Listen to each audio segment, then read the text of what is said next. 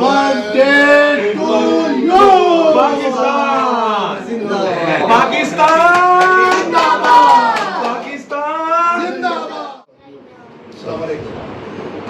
आज 14 अगस्त के हवाले नाल मेरे तमाम शहर के मैं दोस्तों को इनवाइट किया कि 14 अगस्त के हवाले नाल जरा को पाकिस्तान वास्ते थोड़ा जिहा टाइम मंगया, इन्हां सानूं टाइम दिता है ते असीं बड़ा इन्हां दे शुक्रगुजार हाँ।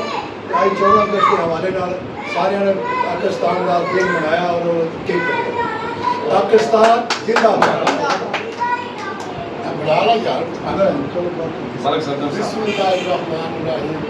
मलिक जमील साहब की हमेशा 14 अगस्त ਨੂੰ ਸਾਰੇ ਸਾਨੂੰ ਦੋਸਤਾਂ ਨੂੰ ਦਾਵਤ ਦਿੰਦੇ ਨੇ, ਕੇਕ ਕੱਟਦੇ ਨੇ, ਭੱਜੀਆਂ ਖਵਾਉਂਦੇ ਨੇ ਤੇ ਅਸੀਂ ਸਾਰੇ ਦੋਸਤ ਹਾਜ਼ਰ ਹੁੰਦੇ ਆ ਤੇ 14 ਅਗਸਤ ਤੇ ਬੜੀਆਂ ਕੁਰਬਾਨੀਆਂ ਹੋਈਆਂ ਨੇ ਤੇ ਇਹ ਬਾਬੇ ਕਾਜ਼ੀ ਆਲਮ ਦੀ ਜਿਹੜੀ ਤਸਵੀਰ ਹੈ ਇੱਥੋਂ ਦੇ ਜਗੀਰਦਾਰ ਤੇ ਜਿਹੜੇ ਸਿਆਸਤਦਾਨ ਇਹ ਖਾ ਰਹੇ ਨੇ ਕਿ ਉਹ ਤਸਵੀਰ ਅੱਲਾਹ ਦੇ ਫਜ਼ਲੋ ਕਰਨ ਨਾਲ ਹੋਵੇ ਹੀ ਹੈ ਤੇ ਬੜੀਆਂ ਮੁਸਲਮਾਨਾਂ ਕੁਰਬਾਨੀਆਂ ਦਿੱਤੀਆਂ ਤੇ ਮਰਾਨ ਸਾਹਿਬ ਛੱਡ ਦਿਓ ਤੇ ਤੁਹਾਡੇ ਮੁਲਕ ਦੇ ਵਿੱਚ ਸੱਤਾਂ ਹੀ ਖੈਰਾਂ ਹੋ ਜਾਂਦੀਆਂ ਤੇ ਤੁਸੀਂ ਦਾਵੋ ਇਹ ਛੱਡ ਦਿਓ ਤੇ ਤੁਹਾਨੂੰ ਆ ਜਾਏ।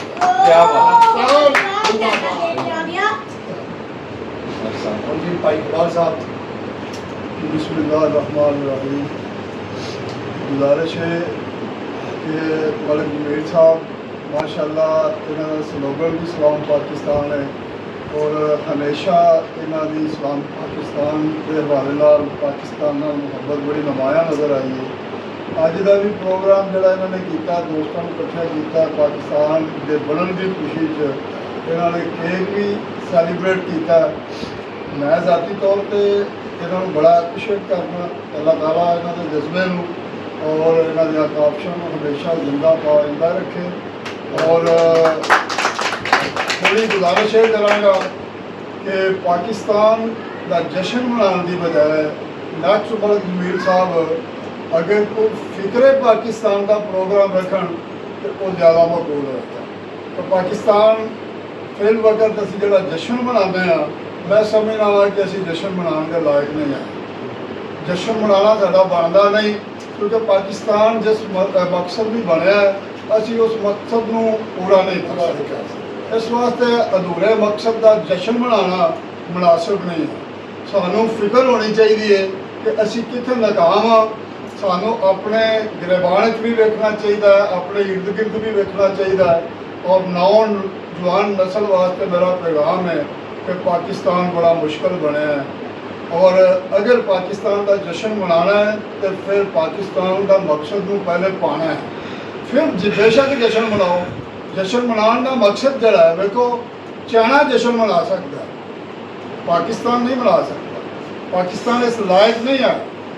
पाकिस्तान तो चलो लायक है, असी इस लायक नहीं है।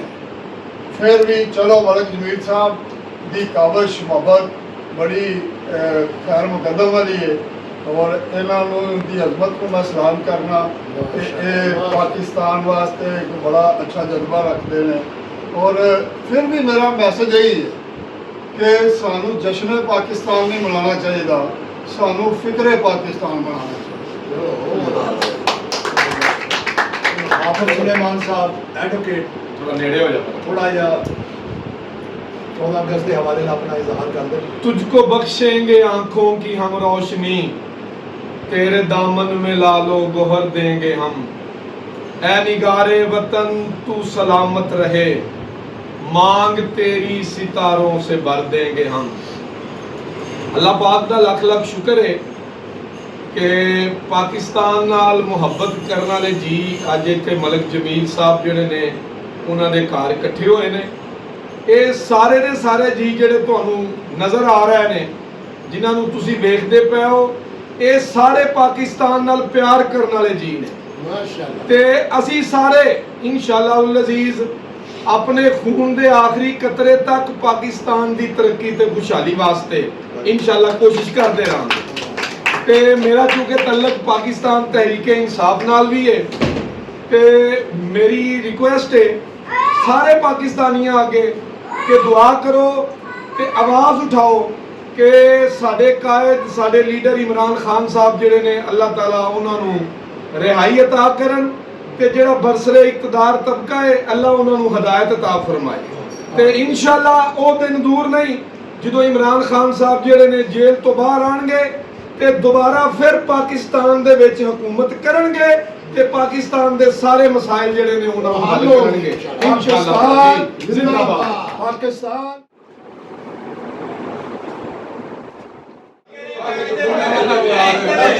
मैं गलती की कीती है नहीं गलती है मैं कभी डिस्कस ना करो